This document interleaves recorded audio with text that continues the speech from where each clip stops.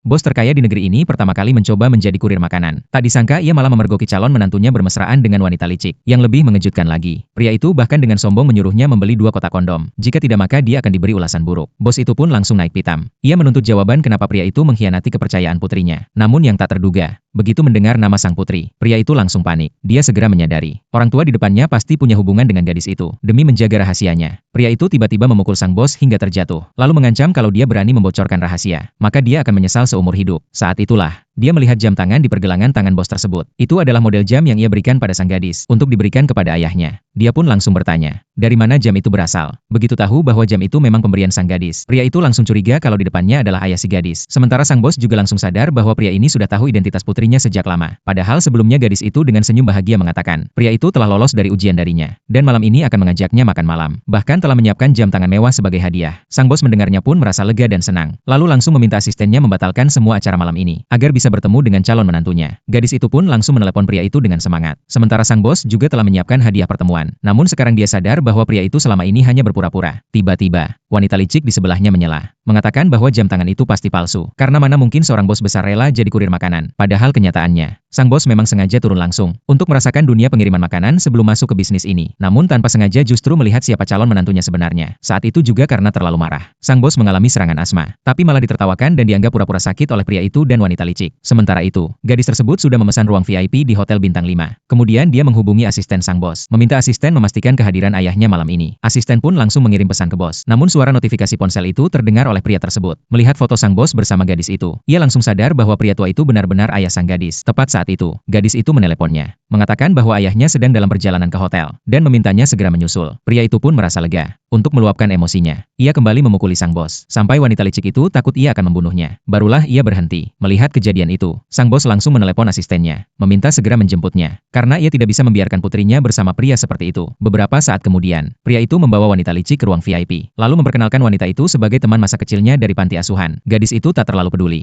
Begitu duduk, dia langsung mengungkapkan jati dirinya yang sebenarnya, lalu memberinya hadiah sebuah villa dan mobil sport edisi terbatas. Pria itu sangat senang, mengira dirinya akhirnya resmi masuk keluarga konglomerat. Namun tiba-tiba terdengar suara rem mendadak dari luar. Pria itu langsung tegang. Begitu keluar untuk menyambut, ia terkejut melihat sang bos yang tadi, mengira dirinya diikuti. Ia pun langsung memperingatkan sang bos untuk tidak merusak rencananya. Gadis itu buru-buru datang dan mencoba menghentikannya. Sang bos langsung membongkar hubungan pria itu dengan wanita licik. Namun saat gadis itu menjelaskan bahwa mereka hanya teman, sang bos pun mengeluarkan ponsel dan menunjukkan video dari kamera pengawas yang menampilkan kemesraan mereka. Gadis itu langsung sadar. Pria itu berusaha berkilah, mengatakan video itu adalah hasil editan AI buatan sang bos. Tapi justru ditampar oleh wanita licik itu sendiri. Pria itu pun marah dan membentak gadis itu, mengatakan bahwa dia rela meninggalkan hubungan mereka bertahun-tahun demi seorang kurir makanan. Namun kalimat balasan dari sang gadis langsung